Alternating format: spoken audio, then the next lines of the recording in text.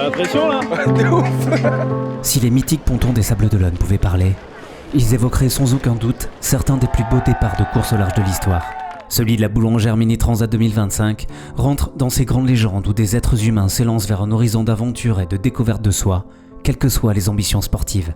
Notamment sur la Mini Transat, je recherche de l'émotion et de l'aventure. D'un point de vue sportif, je vais chercher à aller chercher ma limite. Évidemment, aller chercher ses limites sans aller au-delà des limites du bateau. Je vais essayer de donner mon meilleur et si c'est assez, tant que mieux. Sur la continuité des courses que j'ai fait, des 2 saisons, je pense que c'est un top 15. Top 15, c'est l'objectif sportif. Je recherche la liberté en fait. Je recherche de me détacher de la terre, de rester seul sur mon bateau, très simplement. Je pense qu'on a peu l'occasion d'être tout seul comme ça, de pouvoir réfléchir et de pouvoir se retrouver avec soi-même si longtemps. Cette solitude amène énormément de réflexions que j'aurais pas forcément à terre. Looking forward to drop the phone just to be myself and enjoy the days on the water.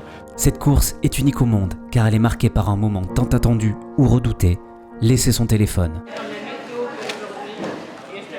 Ça fait du bien là parce que les 3 derniers jours ils ont été bien intenses médiatiquement, donc voilà, là ça va faire du bien. Maintenant je peux être vraiment à 100% dans la course. Là je suis dans les kilomètres de messages auxquels j'ai pas répondu depuis 2 jours et je pense que j'arrive quasiment au bout. Il va falloir aller rendre le téléphone là dans 10 minutes. Comment on éteint cet engin du diable? Voilà. Ah, je suis accro, je peux pas l'éteindre. J'ai jamais éteint en fait. Une démarche engagée qui marque un pas de plus vers cette ligne de départ qu'ils ont tous espéré en menant leur projet durant plusieurs années. L'aboutissement de 2 ans de projet, un rêve suivi sur 10-15 ans, beaucoup de sacrifices qui au final ont payé. We've been preparing for a long time. Il y a quelques années de différence quoi. Là je bossais et là j'ai arrêté de bosser. Voilà. Ça montre à quel point un projet en solitaire, c'est en solitaire là-bas en mer, mais à terre, il faut quand même beaucoup de monde derrière soi. Comme un instant suspendu, on largue les amarres. Et les proches semblent retenir ces aventuriers quelques instants de plus pour mieux les laisser s'envoler, portés par cette foule qui rêve avec eux.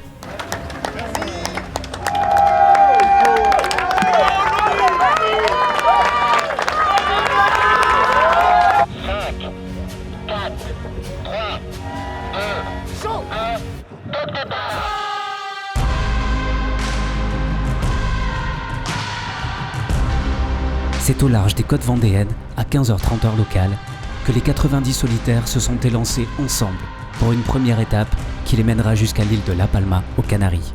Un parcours de 1450 milles nautiques à travers un golfe de Gascogne capricieux à cette période de l'année.